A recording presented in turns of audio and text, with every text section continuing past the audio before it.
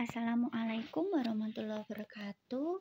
Selamat pagi, siang, dan sore teman-teman. Alhamdulillah kita dipertemukan lagi dalam keadaan sehat dan semoga selalu sehat ke depannya ya.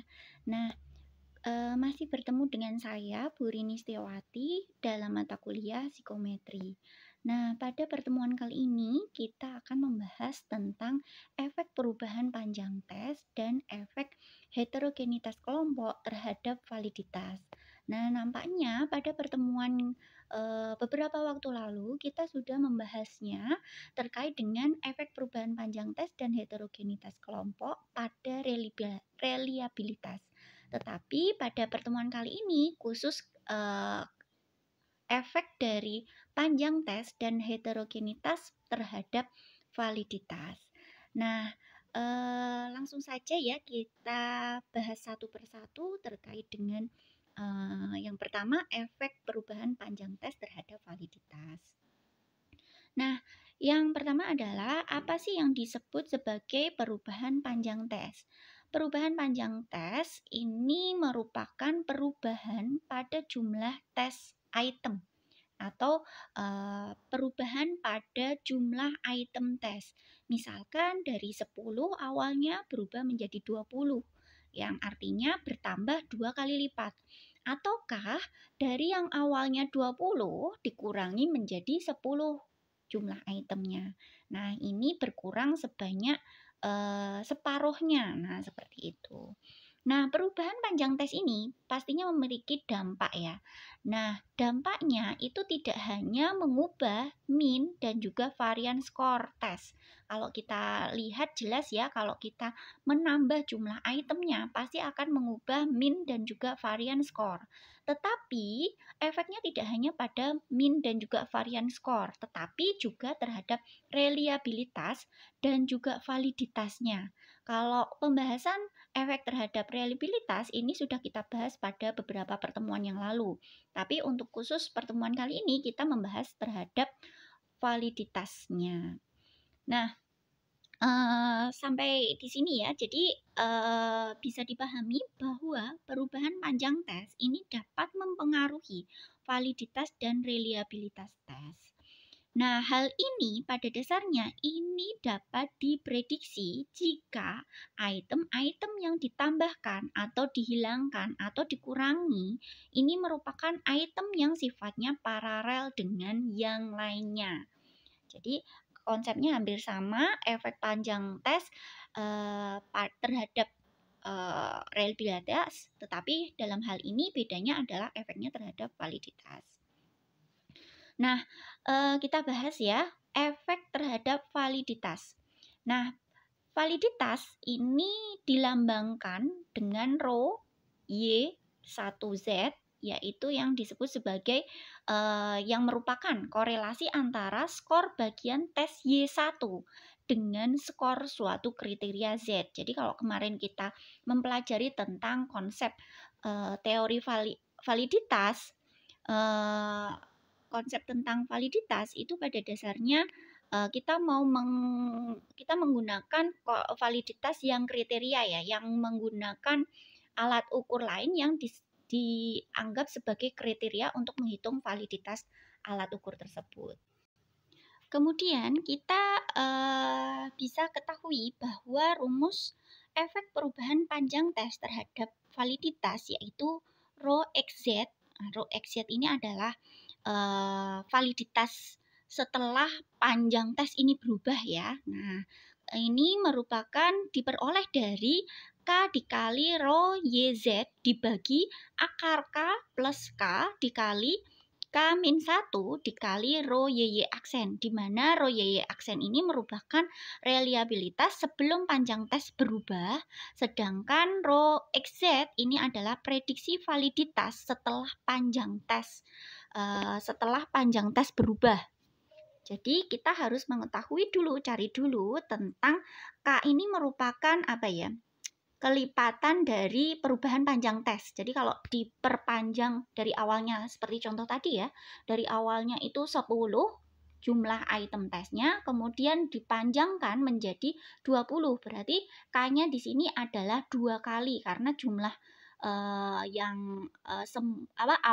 bukan awalnya ya, yang sekarang itu 20, sedangkan yang awalnya itu 1. Jadi kelipatan 2. Jumlah panjang tesnya itu dilipatkan menjadi 2 kali lipat seperti itu. Nah, kemudian kita perlu ketahui dulu validitas sebelum panjang tes berubah. Kemudian maaf, tadi ada ralat ya. Rho Y aksen ini validitas sebelum panjang tes berubah. Kemudian rho XZ ini adalah prediksi validitas setelah panjang tes berubah. Kemudian rho YY aksen ini adalah realitas sebelum panjang tes berubah. Nah, seperti itu. Nah, rumus ini kita peroleh. Jadi rumus tersebut itu kita peroleh setelah kita menganalisis ya, atau mengandaikan tes yang tadi, yang syarat tadi ya, kita bisa memprediksi panjang tes, validitas dari panjang tes itu ketika item yang ditambahkan atau dikurangkan itu paralel. Jadi kita andaikan tes X itu terdiri dari beberapa bagian yang paralel.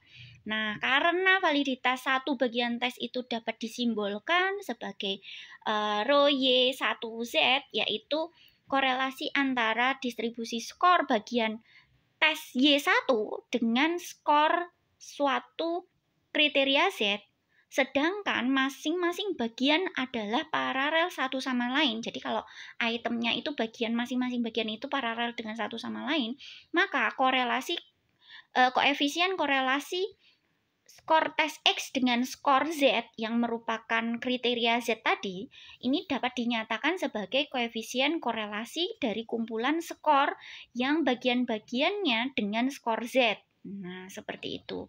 Jadi intinya kalau kita masukkan rumusnya, gabungkan, itu akan diperoleh formula atau rumus prediksi efek perubahan panjang tes terhadap koefisien validitas. Nah, seperti itu. Kemudian di sini setelah ini akan saya berikan contoh soal, bisa dicermati teman-teman. Nah, contoh soalnya adalah suatu tes memiliki validitas RY aksen itu adalah 0,21. Nah, ini yang kita lambangkan sebagai rho YZ ya, yaitu 0,21. Dan reliabilitas RYY aksen atau yang kita lambangkan sebagai rho YY aksen ini 0,4 atau 0,40. Diperpanjang menjadi 2 kali lipat. Nah, berapa prediksi perubahan validitasnya? Nah, kalau dari kita lihat 2 kali lipat ini berarti K-nya sama dengan 2. Tinggal masukkan saja ke rumus seperti ini. Nanti diperoleh rho XZ atau validitas setelah itemnya itu atau panjang tesnya itu berubah, itu adalah 0,251. Nah, kalau kita lihat validitas pertama awalnya semula itu 0,21. Setelah dipanjangkan 2 kali lipat menjadi 0,251. Nah, kita lihat bahwa validitasnya ini naik ya, atau berubah. Nah, penambahan item, kesimpulannya adalah penambahan item ini dapat meningkatkan koefisien validitas tes. Nah, dengan syarat bahwa item yang ditambahkan ini bersifat paralel dengan item yang sudah ada. Nah, jadi perubahan panjang atau penambahan panjang ini dapat memberikan efek terhadap koefisien validitas tes. Nah, selanjutnya efek heterogenitas kelompok. Nah, heterogenitas kelompok ini diperlihatkan oleh besar kecilnya varian distribusi skor subjek pada variabel yang diungkap oleh tes yang bersangkutan. Jadi heterogenitas ini diketahui dari besar kecilnya varian dari distribusi skor subjek.